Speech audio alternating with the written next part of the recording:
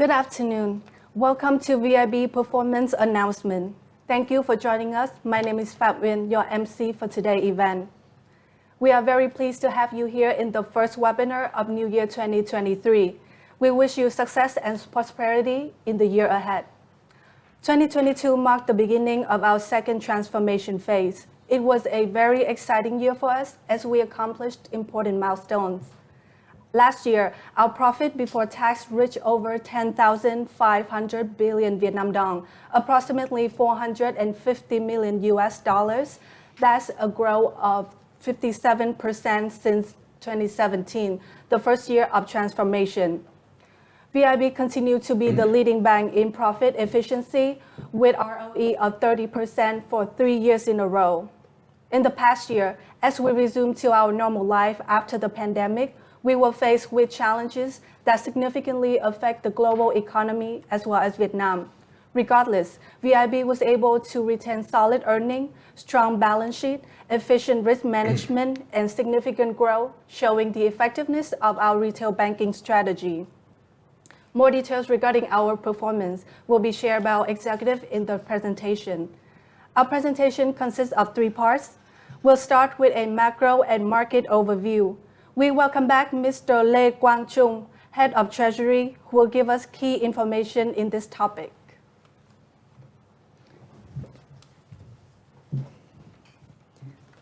Next, we'll head to business and financial performance overview. Mr. Hồ Văn Long, Deputy CEO cum CFO, will cover this part. Last but not least, we'll end the presentation with one of the key pillars of the bank, risk management. Mr. Hà Hoàng Dũng, CRO, will present some key information in this topic. Our presentation will last 40 minutes, followed by a 5-minute break. After that, we'll return with the Q&A part for 45 minutes. We'll end today's webinar at around 5 p.m. If you have any questions, please submit it through the Q&A box or send an email to ir@vib.com.vn. We'll try to answer your questions as time permits. If your questions are not answered during today's webinar, we'll reach out to you after the event. Please note that the webinar is being recorded and will be made available on VIB website next week in both English and Vietnamese. Now, let's start today's presentation with an overview on macro and market with information updates and forecasts for 2023. I now turn it over to Mr. Trung. Mr. Trung, please.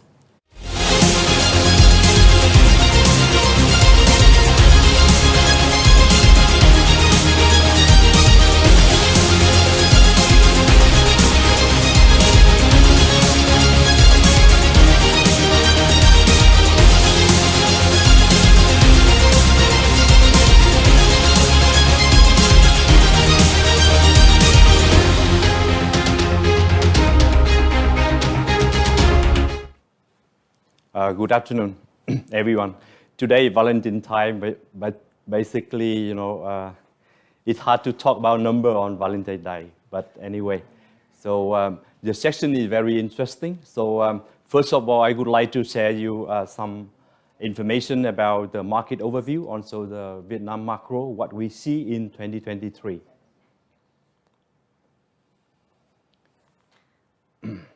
So GDP growth in Vietnam, basically in 2022, basically the highest one ever in 10-year time.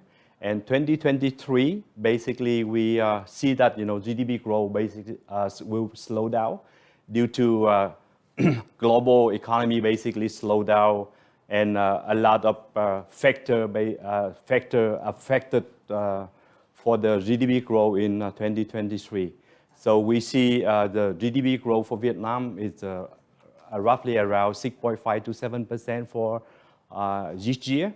And the China reopened the economy, basically that also helped Vietnam to gain back some momentum.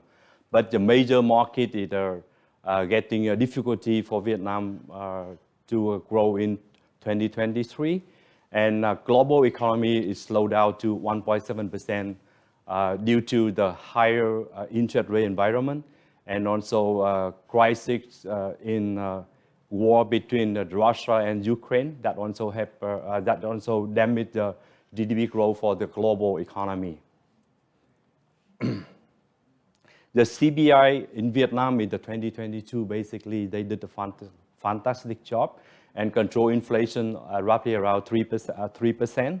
And this year, Vietnam inflation basically go a little bit higher, but we see that will be kept roughly around 4.5% for the rest of the year.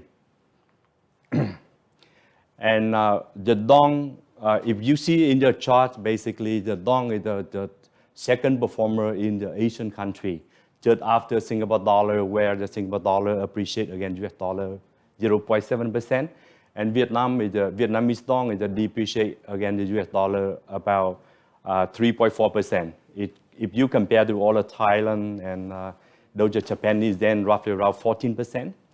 And in 2023, we see that Vietnamese dong is recover a little bit. In the base case, we expect the Vietnamese dong to appreciate against the US dollar roughly around 1%. But slowdown in export and slowdown in major export market of Vietnam will be slowdown of appreciation of the local currency.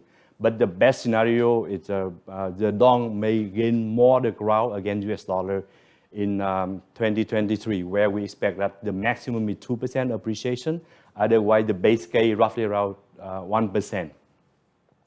And FDI is one of the factors that it helps the local currency to recover, where we see that FDI still continue to go into Vietnam, and foreign currency reserve, basically we expect that increase from $89 billion to $104 billion for end of this year.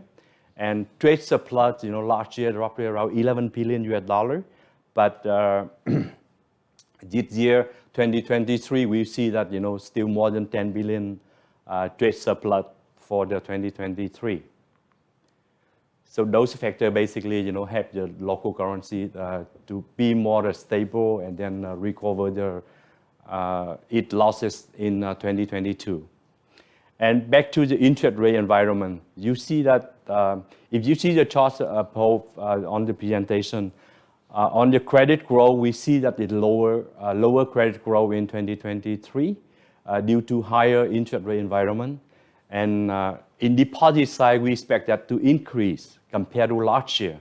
So this one is one of the channels that we see that because all the bank increase the deposit rate, roughly around 9.5% for the deposit for 1 year. So this is one of the highest interest rate environment in the world, basically. So if you take the nominal interest rate minus all inflation, so real effective interest rate basically very high.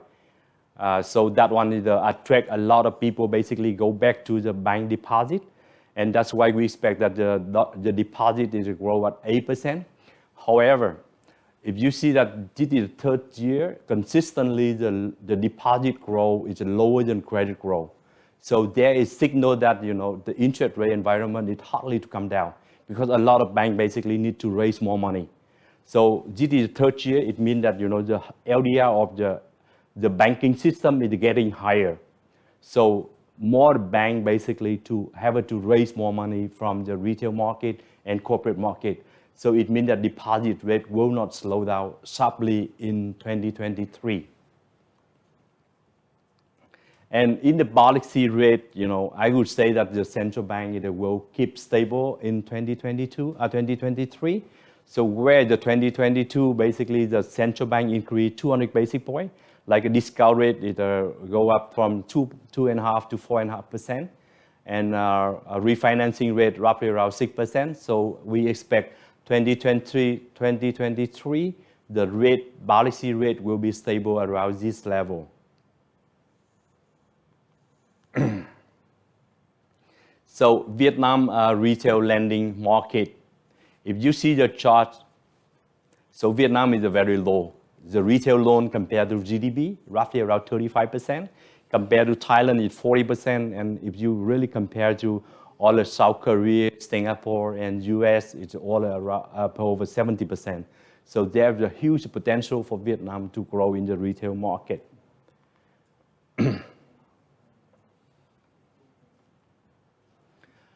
And credit card business, if you see that Vietnam roughly around 8%, and Thailand is almost 3 times higher, and Singapore is 5 times higher. So they have a huge room for a credit card business. The penetration for Vietnam is quite low.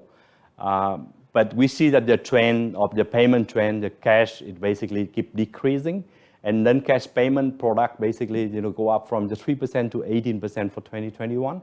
And we see that this one will continue to grow in the time being because it's so convenient and reduce a lot of paperwork and make more convenient for the user. So that's why the trend is there. The bank card and the wealth, you see that Vietnam, the cash still dominant. That's why the bank need to pay really high deposit rate. It's hardly to see that many people in the world to keep the cash in the account like Vietnamese people. They put on the saving account all the cash. So in the portfolio, you see that 90% is the cash, compared to like Germany in 39%.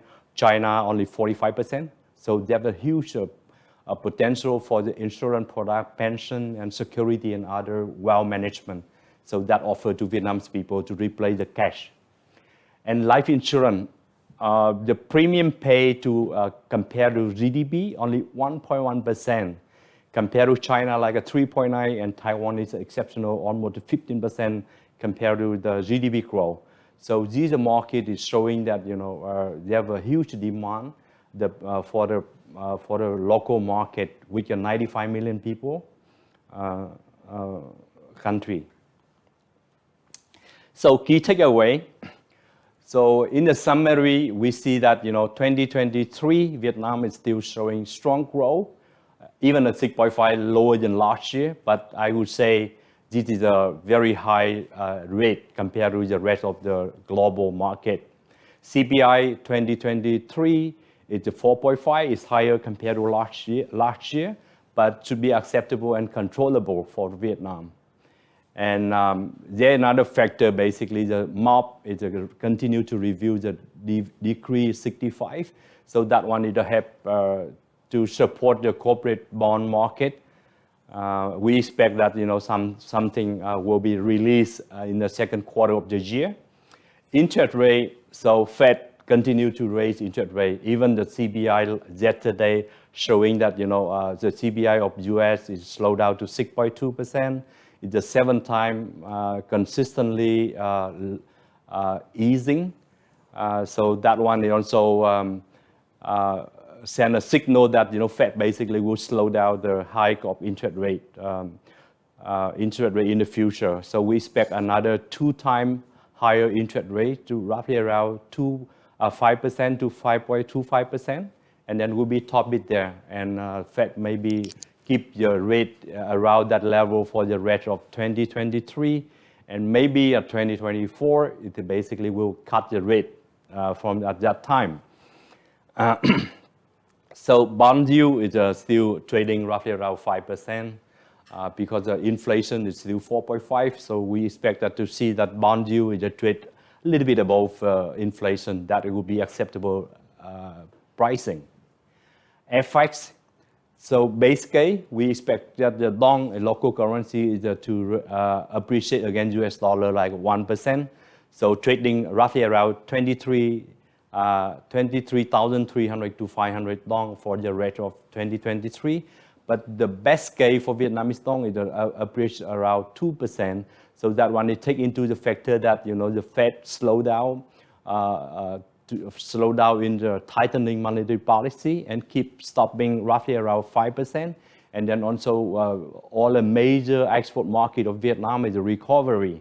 So that one will help the dong to gain back more the crowd against US dollar. So trade surplus is continue to be one of the positive factor for local currency, and foreign currency reserve hit above 100 billion US dollar. So banking system, it's basically credit growth. We expect that to slow down in 2023. So that one will be due to the interest rate environment is high. And deposit increasing due to difficulty in all the investment channel, like a stock market performance not really well, real estate is freezing, and then also corporate bond is a lot of maxi happened there. So that's why, the people, they put money back to the banking deposit.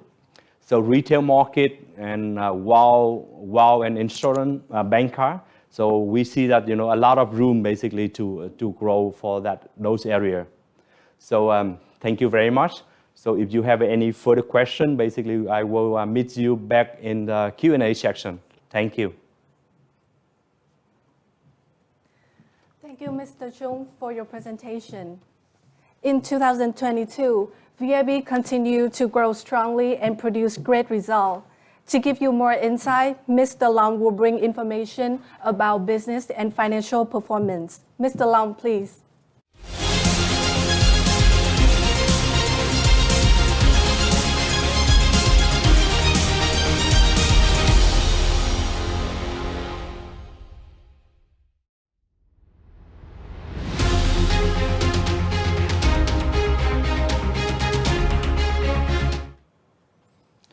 Good afternoon, everyone. Thank you very much for joining us today.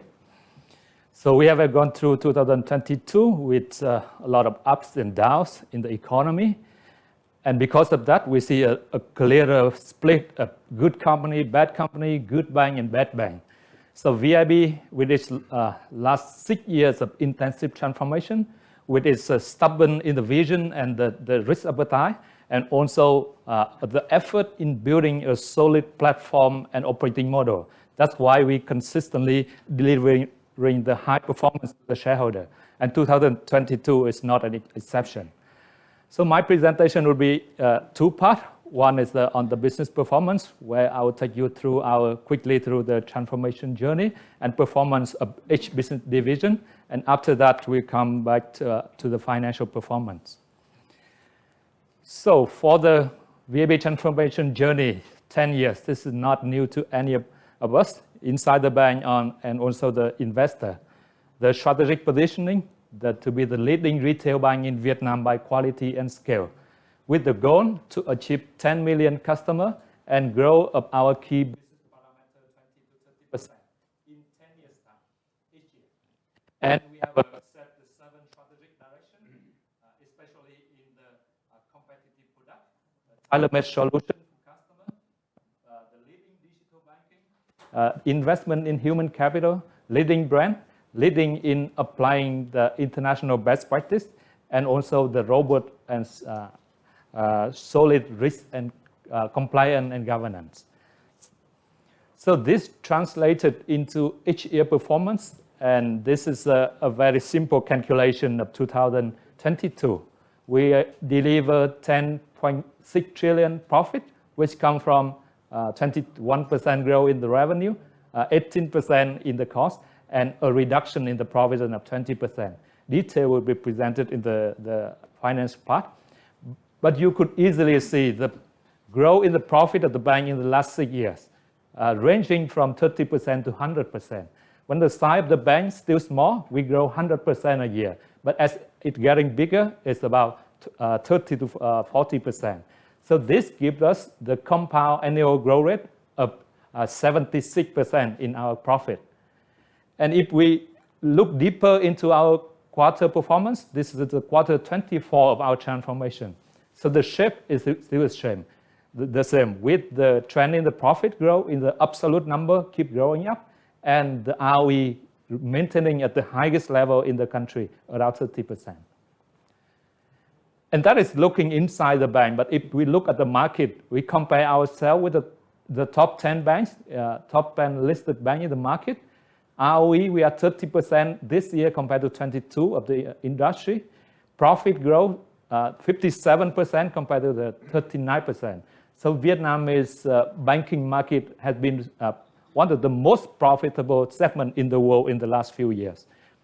Revenue growth, also we have a better number, and especially with our strategy to focus in the retail business, our provision cost per year in the last 6 years only 0.6%. It's 1/3 of the country average of 1.5%. Also the lending growth, because we have been the leader in applying the best practice like Basel II and IFRS, and we also consistently rated highest by the SDV. That's why our lending room growth is normally higher. So average last 6 years about 25% compared to the top 10 bank average 18%. And finally, the retail lending penetration, 90% of our lending book compared to the national average about 50%. So this is where the value comes from. Our performance coming from how we create value and how we retain it. So in the banking business, for us, the 4 key elements would include the economy of scale, the distinctive capability of the bank, the network effect, and the trusted brand.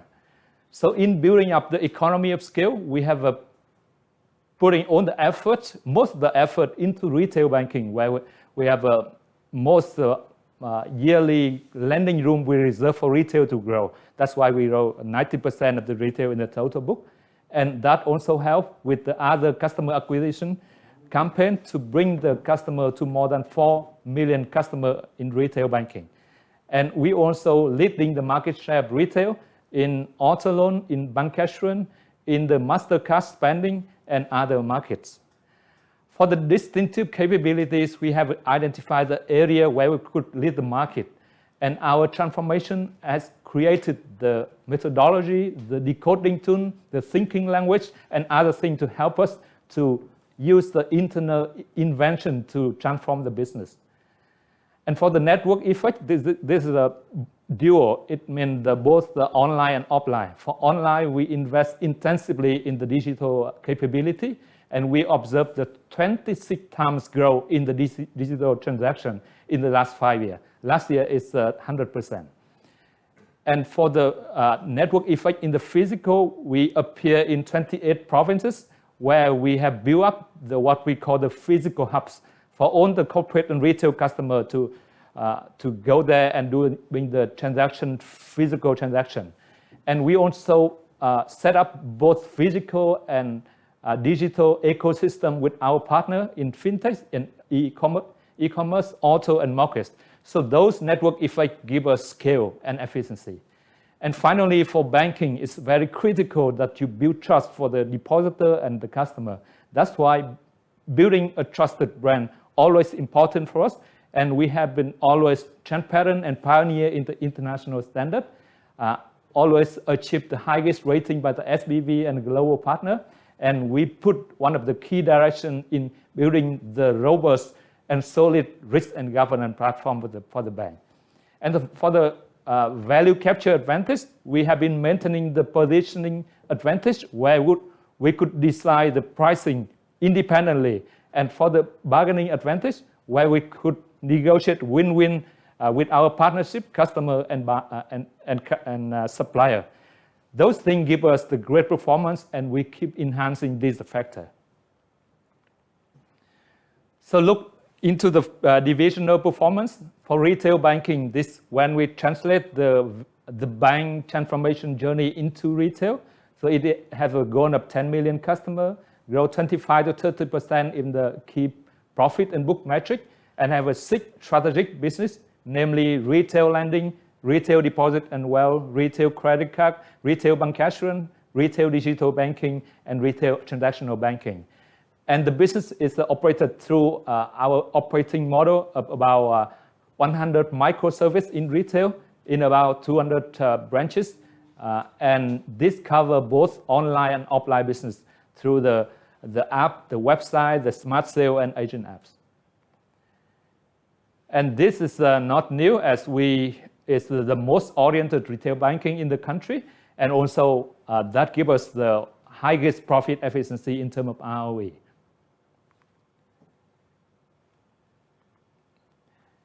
So this is the structure of our loan book. In the retail, we have about almost $10 billion, when half of it comes from mortgage. And what is different from VAB Mortgage and other banks is that we focus on the residential home loans, where we have a clear red book and pink book, and the ticket size is only from 1 to 2 billion. And we also have been the number one in the auto loan in the last several years. And recently, we invested the effort to grow our household business, where our business loan observed very strong growth in the last period and coming period.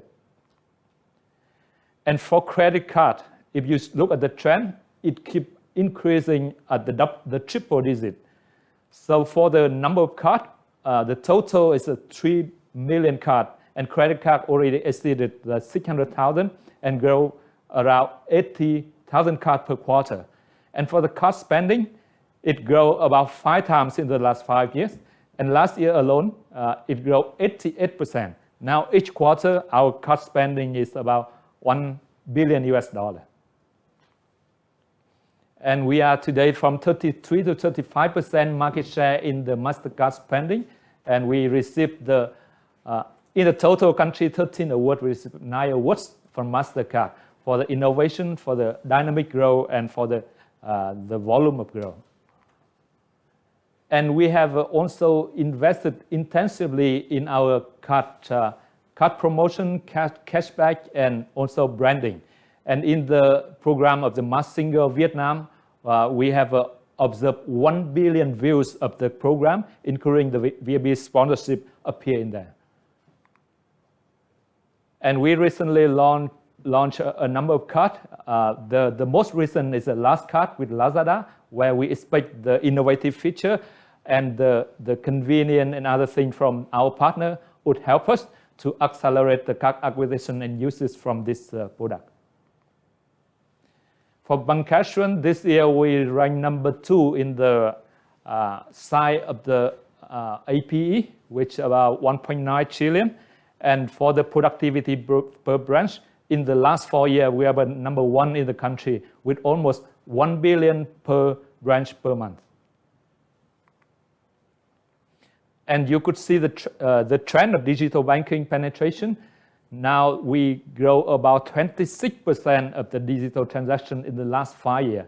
And today, digital transaction accounted for 93% of our total retail banking transaction. And it would continue increasing. The next is for treasury and corporate banking. So for corporate banking, we still keep maintaining the strong relationship with the companies that dominant in their industry. And we provide the transactional banking and fee-based and short-term financing for those companies in SOE, private company, and FDI. For treasury, it's also an important profit pillar of the bank. We have increased the size in our treasury activity and be the market maker in the FX trading and FX swap and bond trading. With the FX trading volume exceed $100 billion US last year, and the bond trading volume is 155 trillion. And we also secure an offshore fund of about $1 billion to fund to be a stable and low cost of fund in our balance sheet to support for the bank growth.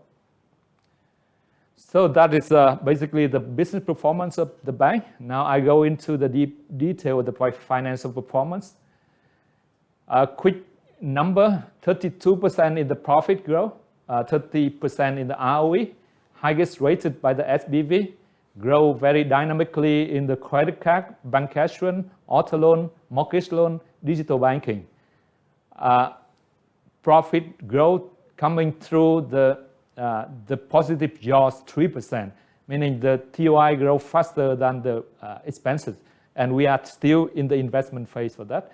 And risk, very healthy liquidity, lowest concentration risk in the market, and also the Basel II CAR approximating 13% today. So for the profit and loss of the bank, you could see the revenue grow in detail of the net interest income and fee income strongly grow, with the operating expense 18% growth, and the provision expense reduction in both general provision and specific provision compared to last year. This is also due to the aggressive provisioning last year for COVID, and some of the provisioning now reversed. That's why the total provisioning expense is less than that last year. The key P&L indicator, we have been maintaining NIM, net interest margin, about 4.4 to 4.6%. And credit costs around 0.5 to 1% of the total loan. Net fee income around 17 to 20% in the total income, and cost to income around 34%. Looking detail into the balance sheet of the bank, we call the optimized balance sheet to maintain the efficiency. So last year we have about 5%, 14.5% in the lending room of the SDV, and we fully utilize that. And we keep reducing our corporate bond.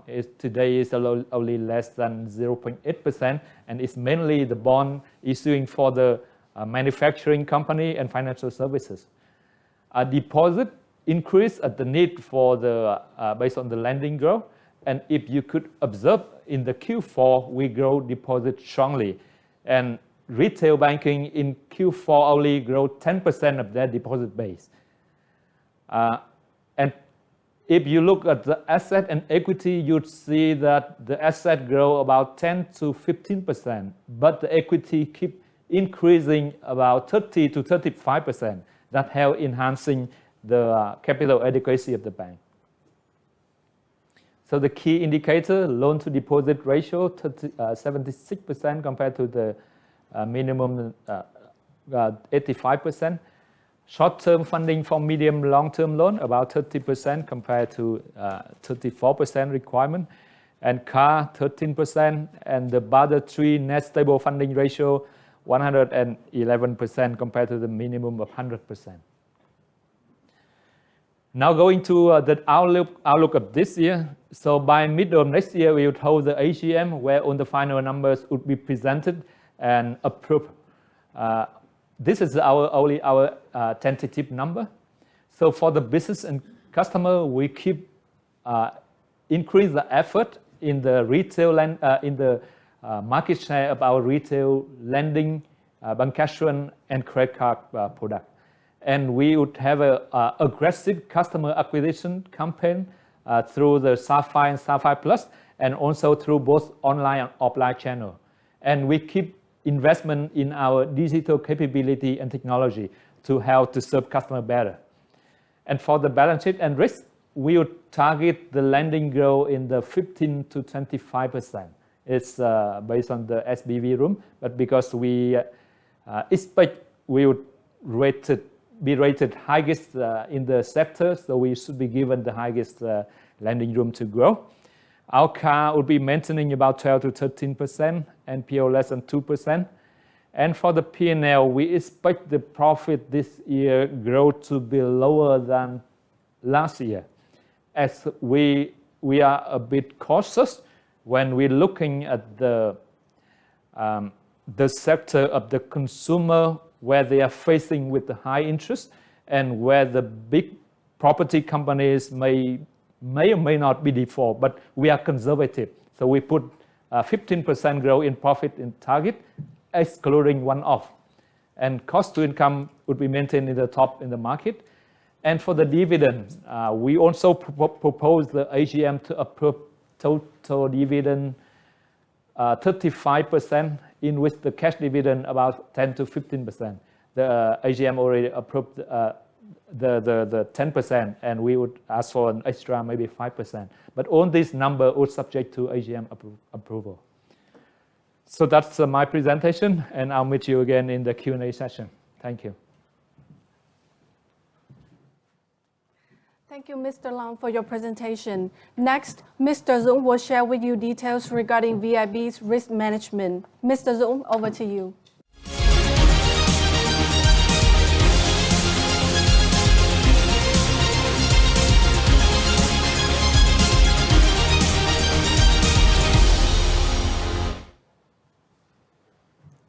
Good afternoon, everybody. So let me start with the risk management session. I focus on the 4 key contents for today's session. The first is I'd like to update to you all on the implementation of risk management framework in VIB. The second, we look at the trend of the VIB capital adequacy ratio. The third part is on the credit risk. We look at the insight and analytics on some key risk indicators, including the asset quality. And finally, we talk about the market and liquidity risks.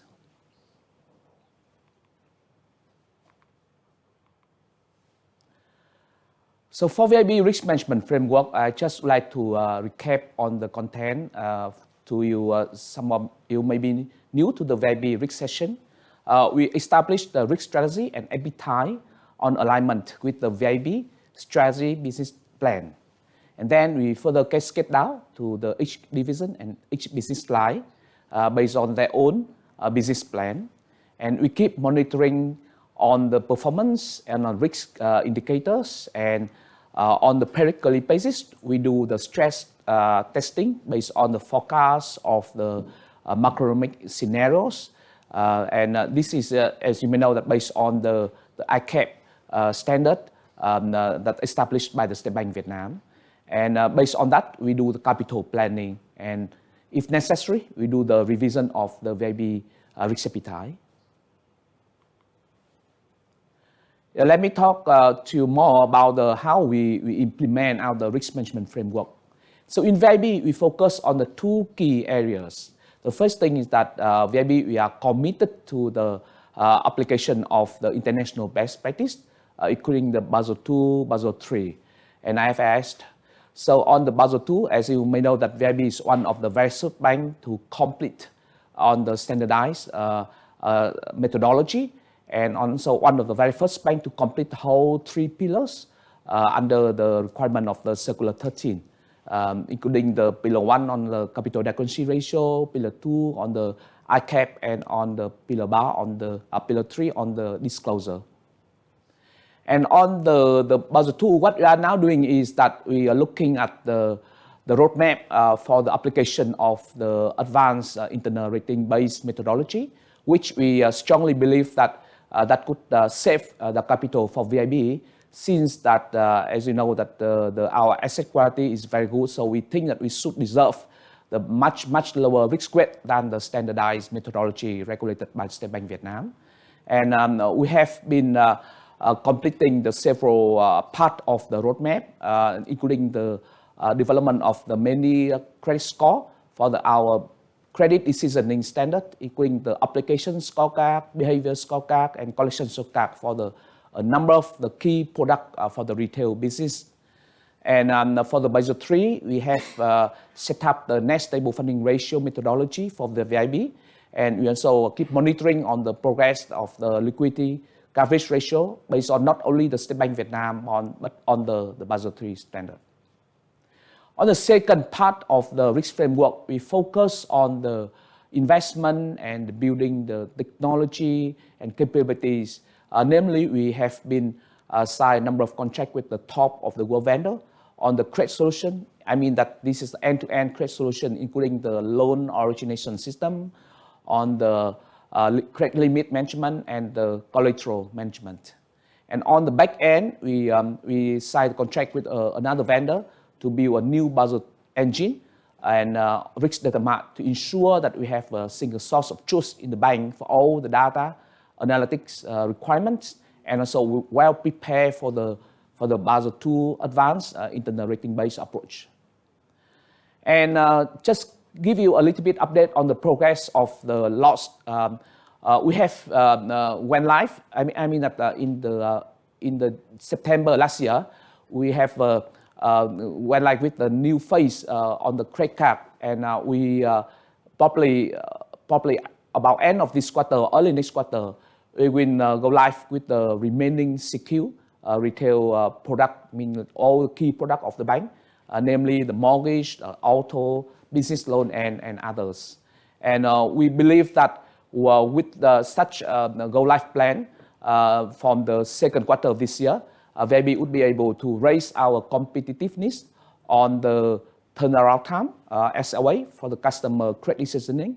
And so we ensure that there's good quality and consistent and fully automated credit rule decisioning.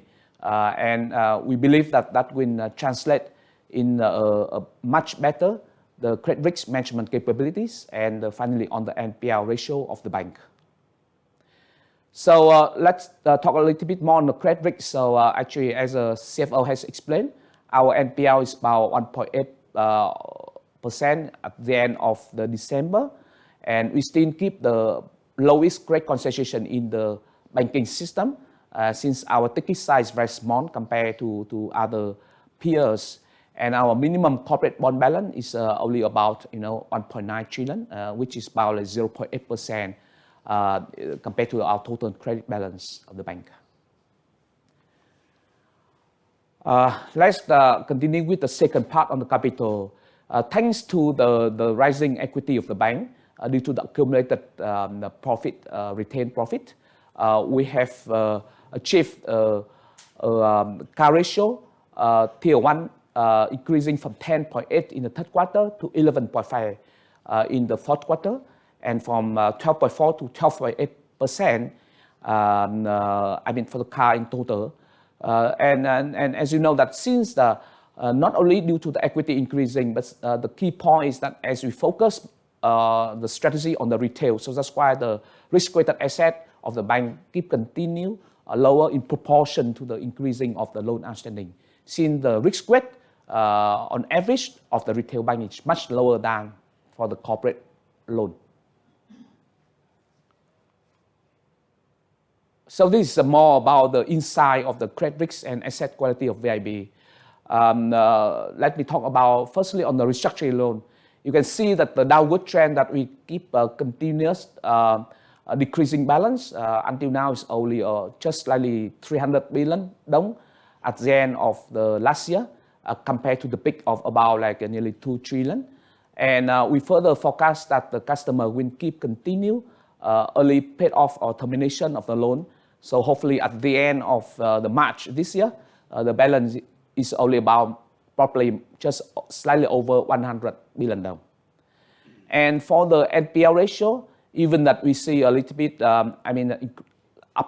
upside since the macroeconomic, the rising interest rate, inflation, and also the difficulty in the real estate market. But we can continue to keep the ratios about 1.8% at the end of the last year compared to the end of the 2021, unchanged.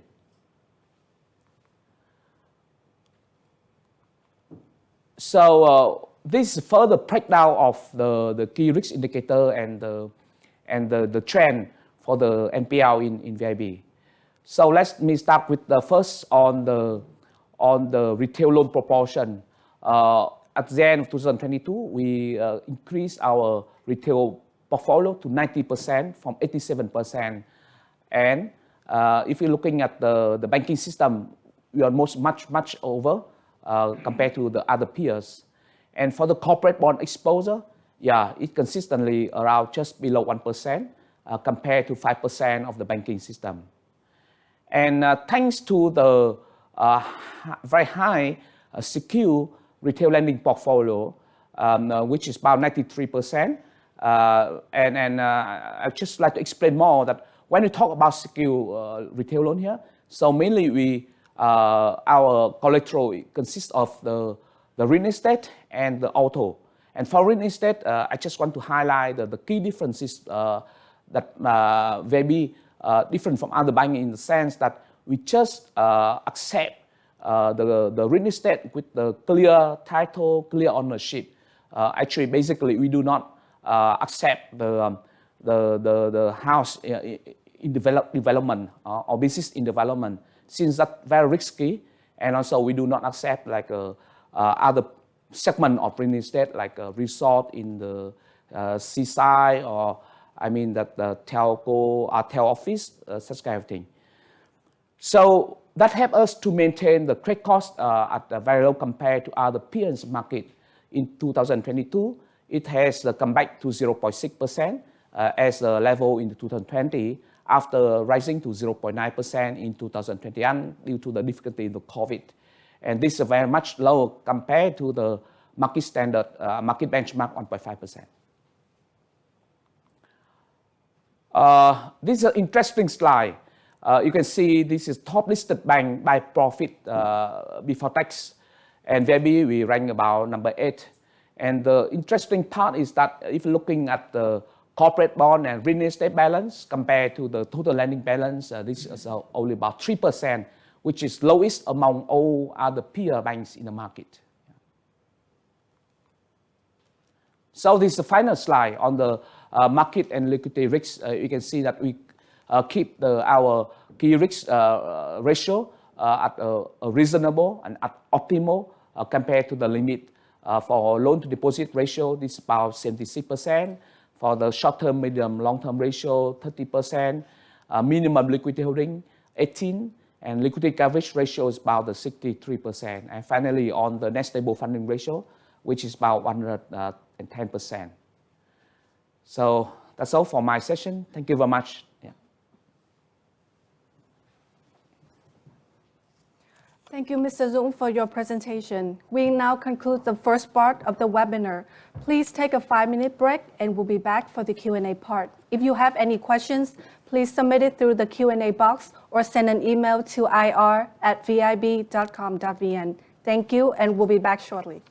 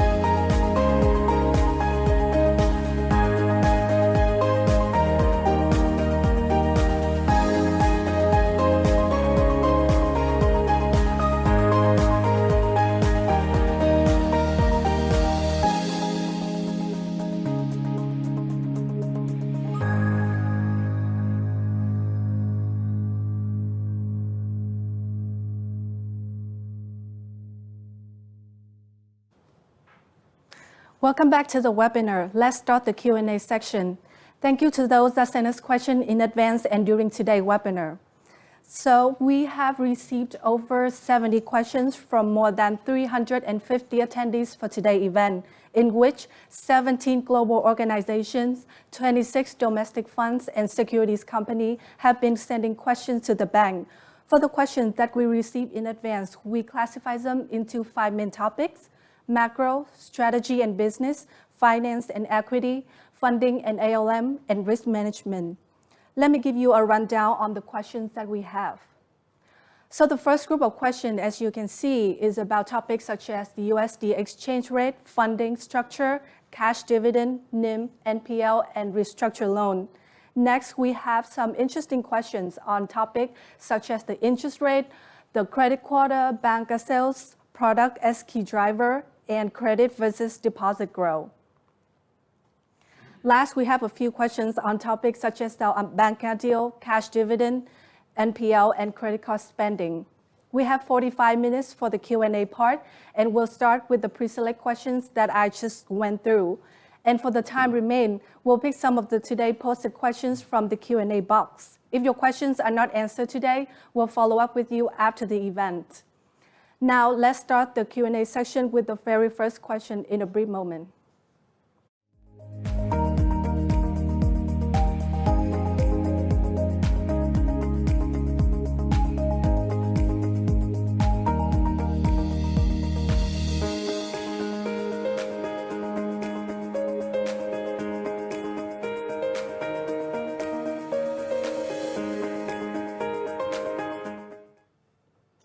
To start with, we received a question from HSC MBS AGR about the macro view of the bank. What is your prediction on USD VND exchange rate in 2023?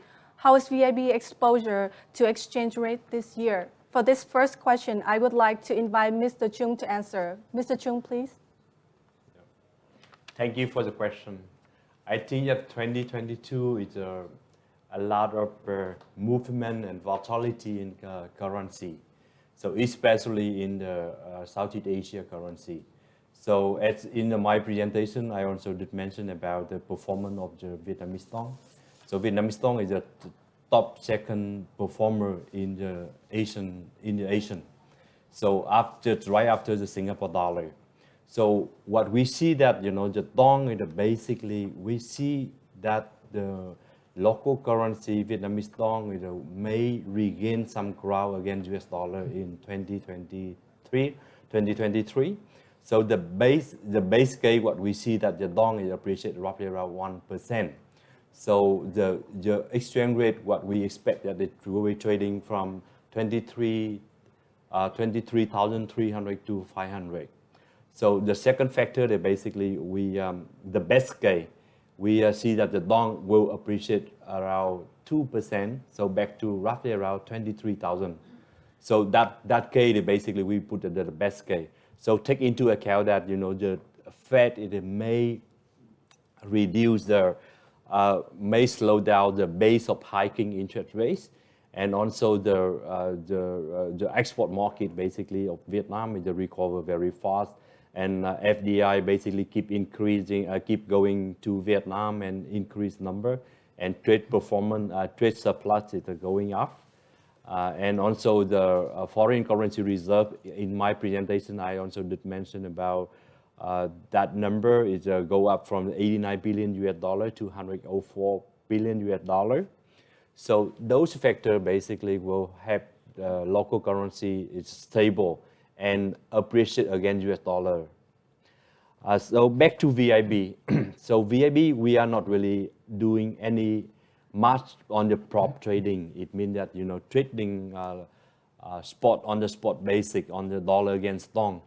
And at VIB, we also do mark to market all the transaction. And as long as you shut down the office hour, we will know how much we make and what type of our position. So at VIB, we have a 3-layer of the limit that control all the FX trading activity. So the first thing is that the State Bank of Vietnam is allow the bank to build the position minus plus 20% over the equity. At VIB, we have some finance covenant from all the lender like IFC and ADB. They also put maximum short position like a 10% and long position into 20%. So that one is second layer. So internally, we also build that risk appetite, quarter market appetite. So that one is also put another barrier. So the volatility of the FX market will create the P&L for the bank. But at VIB, we not really put much position on the FX. So that's why the volatility not really impact much on the performance of VIB. Thank you, Thank Mr. you. Chung, for your answer. Next question is about asset liability management asked by KKPFG. Currently, your deposit and interbank liabilities account for around 55% and 23% of total assets. Could you please give guidance on funding structure in the next 3 to 5 years?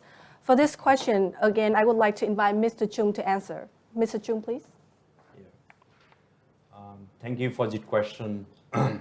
So I would say that for at VIB, what we are doing is we on way put the liquidity first in our operation. So it means that we raise more funding. We do care a lot on the liquidity, on the liquidity management to ensure that all the maturity or the payable that the bank is able to pay on time. So that's why the liquidity first and the profit is later on. So that's why in the structure of the liability, you put there 55, but actually we are 63. So 63% is that we raise money from the retail market and then corporate deposit. So that one, what we call the core deposit. And the rest of 30%, basically what we are doing is that we split out, allocate out to one is roughly around 10% from offshore market.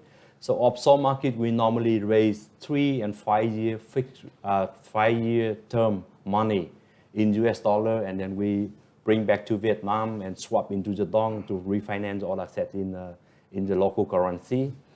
And the second one is we at VIB, we issue what we call the valuable paper. It means that we issue a CD and then VIB bond to the market, to all the life insurance company or the fund manager or the security company and other bank, basically, if they really want to invest for all the fixed income instrument. So that's why VIB basically we insure and a lot, and we have a lot of demand from especially on the life insurance company or fund manager. So the people really interested to buy VIB bond and VIB CD. And we also insure the CD, certificate of deposit, to the retail market. So this one is like an alternative for the deposit. So it makes the depositor more flexible in the cash management. So before that, all the retail market, the people put like a saving account, and if they premature the deposit, they may lose interest rate already built in the deposit. So instead of doing that, VIB, we also offer alternative, instrument that allow the retail people to buy the CD. If they want to cash out, they can sell back the CD to the market. So where they have a fixed interest rate, so they not lose anything like a safe deposit. So this one is basically really welcome by the market. So we are continue to do this one. So this one is completely like a normal deposit for the bank. So it treats like we also pay the insurance on those products. And the rest is that we are using also interbank roughly around 10% to finance our liquidity, daily liquidity. So going forward, we continue to raise more money from the core deposits, from the retail market, and also the corporate market. So our 5-year planning for structure of liability, basically 70% is from the retail and corporate deposit, and 30% basically allocate to the offshore valuable paper, and then also interbank. So that is our plan for the time being in 3 year and 5 year time. Thank you, Mr. Chung, for your answer. Next question we received from SSI, HSC, and MBS. VIB declared 10% cash dividend for 2022. Does it plan to pay more dividends? What is the company's strategy on dividend payment policy in the future? For this question, I would like to have Mr. Lam to answer. Mr. Lam, please. Yes. So first of all, for those participants who are existing shareholder of VIB, congratulations. For the last 3 years, now the first time we will receive 10% of the cash dividend. Would be on the 3rd of March. For our dividend, maybe we look back at how the bank generates the value for the shareholder. In the last 3 years, our ROE is 30%. And in the last 2 years, our dividend is 40% and 35%. 40% and 35%. We had to pay own in share, as SDV did not allow private banks to pay cash dividend in the last 3 years. For this year, if we count what we can pay in the cash dividend to the shareholder, it's 35%, as we communicated through the public a few months ago. However, how much to pay, it depends on the bank's several factors. And we are preparing the paper for the board and then the AGM to approve the dividend this year. Maybe around 30 to 35% total and about 10 to 15% in cash remaining in share.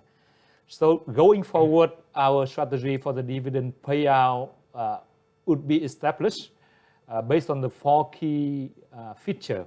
Firstly, it should be consistent, meaning what we pay this year, we try to pay next year and the next few years.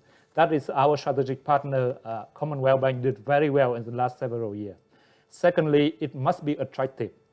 Thirdly, it must support growth. So we don't pay everything and then our car is small. So we pay a reasonable amount of cash dividend and a reasonable amount of share dividend. And finally, it supports our rating. So we have a SBV rating and Moody rating and our partners like IFC and ADB and others. So we have to balance all those factors in establish a stable dividend payout policy. Thank you. Thank you, Mr. Lam, for your answer. The 4th question we received about strategy, which was asked by HSC, MBS, and SSI. The question goes, VIB's NIM has maintained at a range 4.4 to 4.6% in the last few quarters. This is very difficult in the current context. Can VIB continue to improve NIM? Please share more. For this question, I would like to invite Mr. Lam to answer. Mr. Lam, please. Yep. So NIM is very, very critical in the retail-oriented bank like VIB. As today, about 80% of our income still coming from interest. So maintaining an effective NIM last year is very tough, as it involved the whole balance sheet of the bank. It's from asset and liability. And each asset and liability, it relates to both volume and margin. So some key elements last year that contributed to the consistently good NIM for VIB. Firstly, the floating rate system. That when we increase the deposit rate, that we could continue attracting deposits from depositor, we have been able to park the increase to the lending customer. So we maintain a reasonable gap between the deposit and lending. Secondly, we have been managing our ALCO asset liability pretty well, that we don't have any urgent or emergency funding need. And we're maintaining the effective campaign throughout the year to attract through the MyVIB 2.0 or Sapphire and Sapphire Plus, where more than 1 million customers acquired through the bank, and many of them put small ticket deposit in there, which are very sticky, and that helped to reduce the cost of fund in the retail segment. And third part is that we have been maintaining effective, like Mr. Chung mentioned, offshore funding, long-term and low cost for like IFC and ADB, more than $1 billion. and also the funds from local financial institution through issuing the VAB bond or CD that which the Chung just mentioned. So those are the few things in helping us to maintain consistent NIM at about 4.4 to 4.6%. And this is also the target for this year of VIB. It would help the bank to maintain good profitability in the medium and long term. Thank you. Thank you, Mr. Long, for your answer. Next, we have a question about risk management asked by KKP Security and SSI. Please share the NPL outlook for 2023. Why did your Cat 2 loan increase strongly in the fourth quarter of last year, and how much of it will become NPL in 2023? For this question, I would like to have Mr. Dung to answer. Mr. Dung, please. Yeah, thank you for the question. So in my view, there are a number of factors externally or internally that impact to the NPL outlook in 2023. So let me talk first about the external factor. On the negative side, if you're looking at the world economy, you can see that the war between the Russia and Ukraine, the rising inflation and interest rate, and on the positive, also on the negative side, looking at Vietnam, there's uncertainty around the real estate market. But on the other hand, on the positive side, we look at the other factors, probably the interest rate probably maybe peak in the 2023 and then will subside. And we look at Vietnam, for the real estate market, hopefully that the government may have some solution to solve or to reduce impact of the difficulty in the real estate market. And the interest rate probably will keep reducing as recently happened in the market. For the VIB, while we have prepared for this scenario, so that's why from 2021, I mean that before the COVID happened, and in 2022, we started to tighten our the credit policy to set or put a higher standard for the customer acquisition. And we also look at on the collateral, we tighten our rule to raise to reduce the LTV ratio. So we believe that for those preventive measures, hopefully we can maintain our NPL ratio below 2% in 2023. And for the second question, you asked for why the Cat 2 increase in the last quarter. Yeah, I think that inside Vietnam, we can see the mainly significant event happen. The first thing is on the corporate bond and in real estate market. The second thing is on the stock market. There are quite significant change. So it happened to the cash flow. And so why even that for VIB, our ticket size small, the debt burden actually is very small compared to the loan at other banks, but you also get impact. So that's why we see the Cat 2 slightly increase in the last quarter. But we believe that with our strong enhancement of the recovery effort, we can keep the Cat 2, the migration rate in a reasonable figure. So for the 2023, for secure lending ratio, we forecast that the Cat 2 migration rate to Cat 3 probably will be in the range from about 10% to 25% based on each type of the retail product, because due to the characteristics of the customer and the collateral. So hope that answers your questions. Yeah, that's all. Thank you, Mr. Dung, for your answer. Next question continues the risk management topic, and it was asked by a group of investors. What was the restructured loan status at the end of 2022? How much of it will expire in the coming quarter? And will it have any significant impacts on VIB's NPL? This question, I would like to have Mr. Dung again to answer. Mr. Dung, please. Yeah. So for the restructuring loan balance, about nearly 50% of the balance will expire in this quarter, until end of March. And when we do the data analytics on the early repayment or termination of the loan, we believe that the customer probably will have the capable to reduce the balance or make the early termination, and the balance at the customer level will about like 1 trillion. And on the restructure balance, it's just about 100 billion at the end of the March. And for the NPL, as you may know, that for the State Bank of Vietnam rule, if the restructure loan customer cannot repay on due, the loan will be classified as a Group 4. And when we look at the analytics of the key risk indicator in that portfolio, we see that the level of the NPL is not much different from other portfolio in the bank. It means that the customer, they have the recover from the COVID impact and can repay as normal customer. Yeah. So we believe that the loan will become to very minimum or close to zero this year. Yeah. Thank you, Mr. Dung, for your answer. Next question concerns the macro view of the bank. It is asked by a group of investors. If the Fed were to continue raising interest rate in 2023 as it did in 2022, how would that affect the Vietnam's economy and VIB specifically? Please provide the average interest rate prediction. Mr. Chung, I believe that this question can be clearly addressed by you. Can you please answer this? Yeah, thank you very much for the question. So basically, Fed did the first raising interest rate by 25 basis points last month. And we expect to see that, the Fed basically will raise 2 more times. So each time, basically, they're slowing down the base, to 25. So it means that there are 50 basis points for the time going. So we expect that the Fed fund target rate basically will be around 5.5% to 5.25%. And this one is basically we based on that we're seeing that the U.S.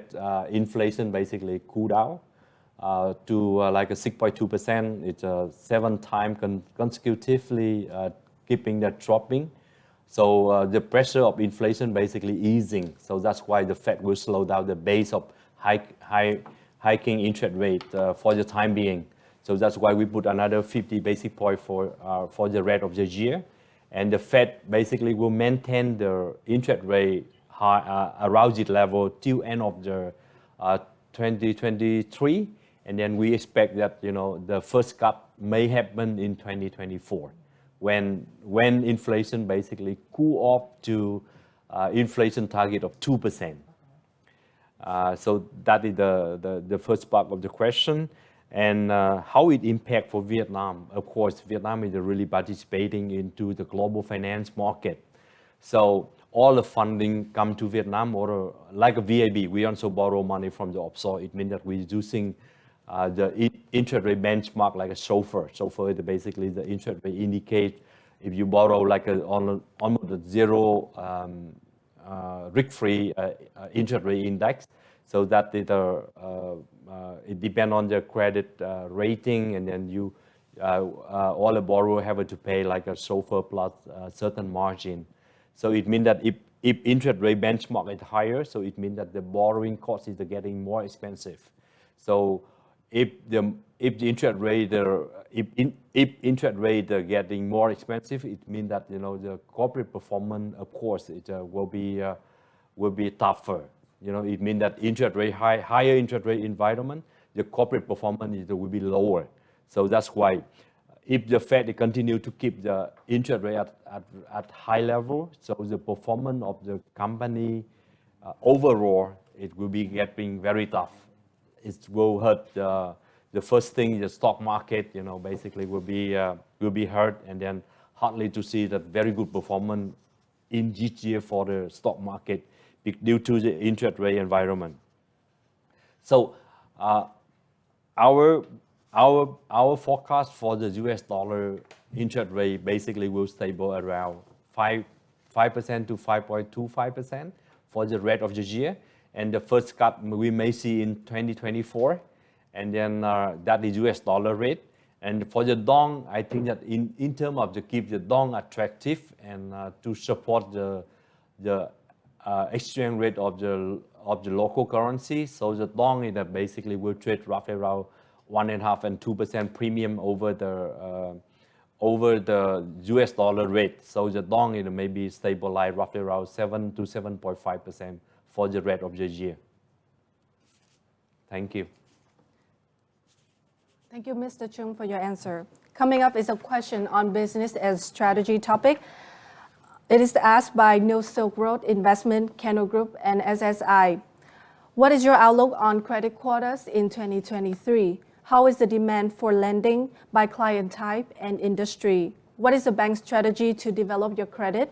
For this question, I would like to have Mr. Lam to answer. Mr. Lam, please. Yeah, so for the lending room, last year we received 14.5%. It's equivalent to the national average. And this is about 50% of our capability to grow. For the remaining time, we have to spend time on other customer acquisition activity and also develop new product and customer campaign.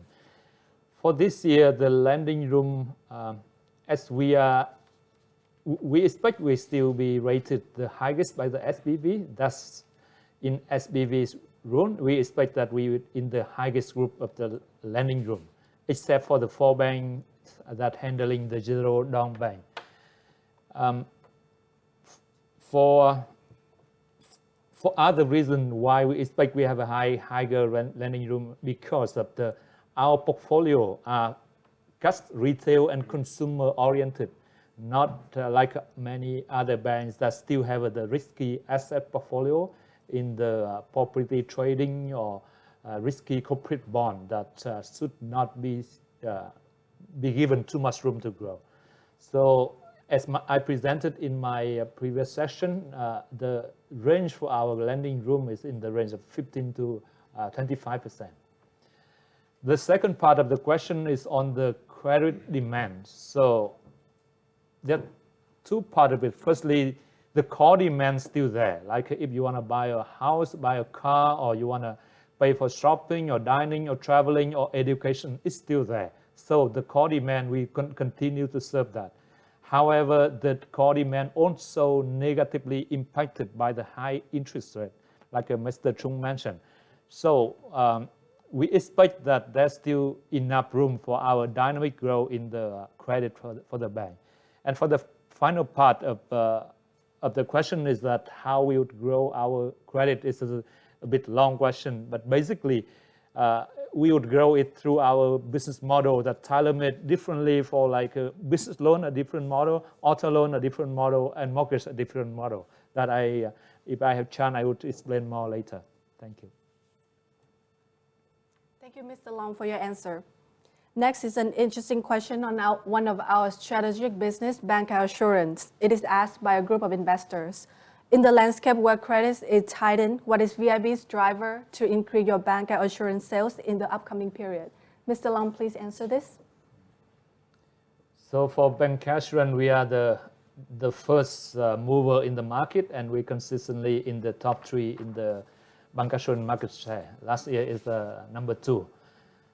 About 1.9 trillion in the APE sales. I think this is not the full picture of how we grow our bancassurance. The bancassurance is also a very core need of our customer, especially for the people from middle income, affluent, mass affluent, and high net worth. They need protection, and they need also the investment link. That's why when Mr. Chung mentioned about the penetration of the bancassurance and wealth in Vietnam is very, very low compared to other countries. And because of that, we would grow our bancassurance regardless of lending. Lending is important, but we have also deposit and transactional banking and other products. So we expect that bancassurance this year is another good year for us, and we would grow well, both bancassurance from credit and non-credit. Thank you. Thank you, Mr. Lam. Next, MBS, Mirae Asset Funding Management, have sent us a question regarding corporate bond and real estate lending topic. Please share your perspective on the corporate bond and real estate market in 2023. Any impact from real estate market to VIB's mortgage portfolio? For this question, I would like to have Mr. Zhu answer. Please, Mr. Zhu. Yeah, for the question on the perspective of the real estate and corporate bond, I mean, this is really, really interesting and very difficult. As you may know that the It's about 290 trillion dong when corporate bond will mature this year, and of which it's about 40%, meaning that nearly more than 120 trillion will mature for the developer or real estate company. So that is quite a really significant amount, right? And people talk a lot about the solution. Some said that the decree on the corporate bond probably will be revised soon and create maybe better condition for the bond issuer. Or recently you can see that in the meeting with the State Bank Vietnam, there are many proposals from the real estate and other stakeholders on the solution. And I heard that actually the government has delayed this morning meeting to end of this week to talk about the corporate bond and real estate market solution. So let's see. But anyhow, I mean, we think that there are still many uncertainty there. And I think that if you look at the cycle of the real estate in Vietnam, this is an impact from the cycle. And for VIB, we have well prepared for this kind of scenario. Like I just mentioned before, on now we have a Titan, we have put many preventive measures. And so we believe that anyhow, for the VIB book, since that firstly on the loan portfolio, our ticket size very small. And on collateral, we have very tough or very difficult, I mean that very high standard criteria, like we just accept the land or apartment with clear title and ownership. We do not accept the office tail or the house under development or the real estate in the resort or seaside area. So we believe that the impact, we have impact from the uncertainty in real estate market, but that will be at the minimum. Yeah. Thank you. Thank you, Mr. Dung, for your answer. We have time for one last question. So the question is brought to us from a group of investors on credit and deposit growth. Why is there a large gap in credit and deposit growth, and does it affect your funding? Mr. Chung, would you please answer this? Yeah. So thank you very much for the question. I think that this question is basically we can visualize. So in the last 3 years, basically there was very strong competition between the bank deposit and investment size. So the people starting to buy the corporate bond since 2020. So where the corporate bond is paid much higher than bank deposit. So that's why the number of the people who already put money at the bank moved to buy all the corporate bond, to get higher interest rates. But nowadays you see that a lot of problem for the corporate bond, and then quite a number of the transaction basically defaults, start to cannot repay coupon or cannot repay to principal. So that's why this year we expect that the bank deposit basically increasing. So we expect that those money already invested in the corporate bond now is return back to the bank deposit, and the bank also increase interest rate a lot. So like a VIB, instead beside the interest rate, we are keep increasing, very competitive in the market, but we also put very innovative product for the deposit people. So before that, the people just put money there, just a very vanilla thing, and now we offer them like a CD or an ID pool, so that allow the people basically more flexibility. If they can liquidate any time of when they want to catch out. So that's why beside the rate attractive interest rates and also attractive innovative deposit product.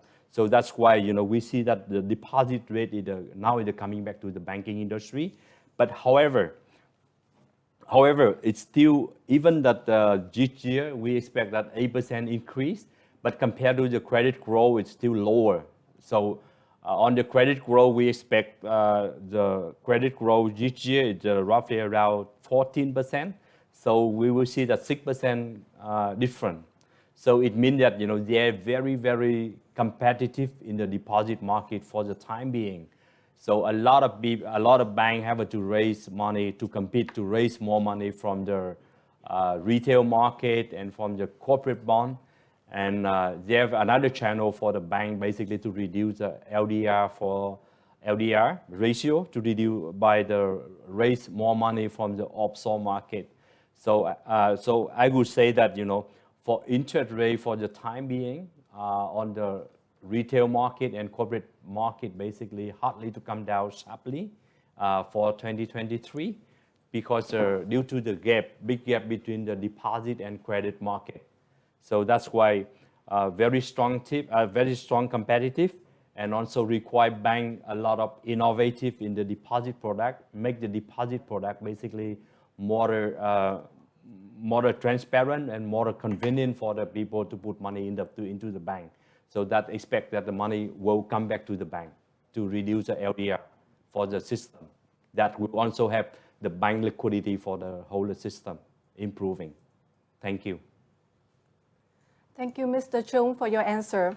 This question marks the end of our webinar. Thank you so much to our presenters, Mr. Chung, Mr. Lam, and Mr. Dũng, for taking part in the event today. And thank you to all of you for tuning in, many great questions, and taking the time to be with us. As 2023 awaits with new opportunities and challenges, we are excited to embark on the journey ahead. At VIB, we will continue our firm mission to become the #1 retail bank in terms of quality and scales, with our strategic objectives, foundation, and quality resources. Our next big event is the annual shareholder meeting, which will take place in Saigon on March 15. We look forward to seeing you there and in our other future events. Thank you for being with us, and have a good day. Thank you.